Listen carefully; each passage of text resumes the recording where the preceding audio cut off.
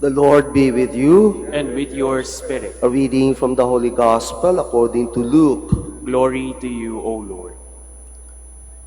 Jesus said to his disciples, "Gird your loins and light your lamps, and be like servants who await their master's return from a wedding, ready to open immediately when he comes and knocks.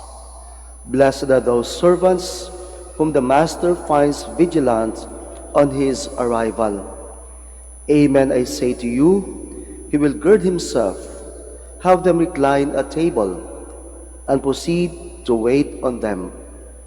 And should he come in the second or third watch, and find them prepared in this way, blessed are those servants."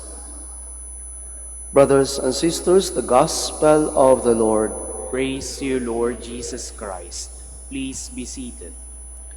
Good morning. Nung ako'y na-assign pa sa General Santos City, more than 10 years ago, may isang mag-asawa o couple na inimbitahan ako sa bahay na maghapunan. Dahil malapit lang sa kumbento yung kanilang bahay, pinuntahan ko na maaga, nag-drive ako, at nauna ako sa kanila.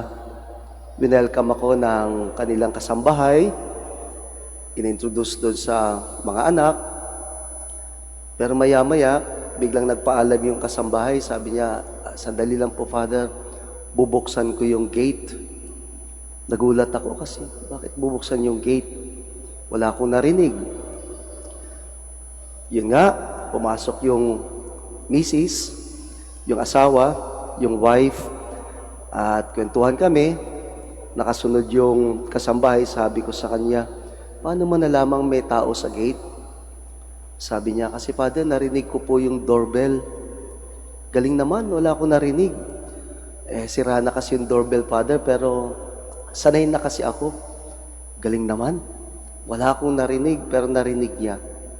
Kwentuhan kami ng misis, ng pamilya. Maya-maya, dumating naman yung mister. Di ko alam, wala akong narinig. Tinalasan ko na yung pandinig ko. Pero sabi nung kasambahay, "Sandali lang po, Father, ha? Nandyan na si Sir."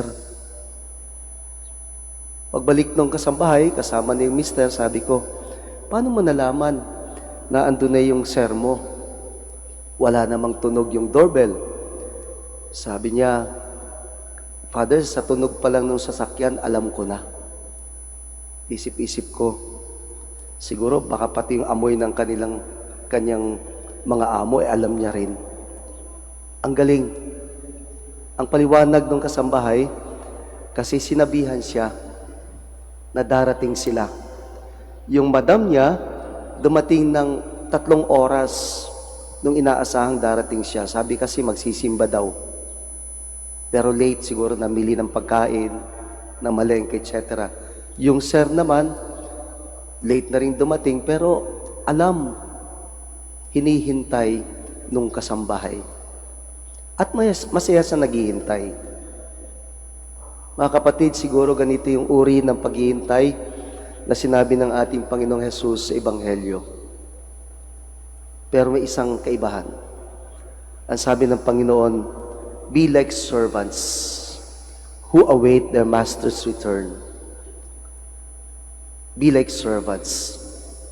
Maging isang alipin sa translation na nakita ko. Ano bang ibig sabihin pag alipin sa panahon ng ating Panginoon?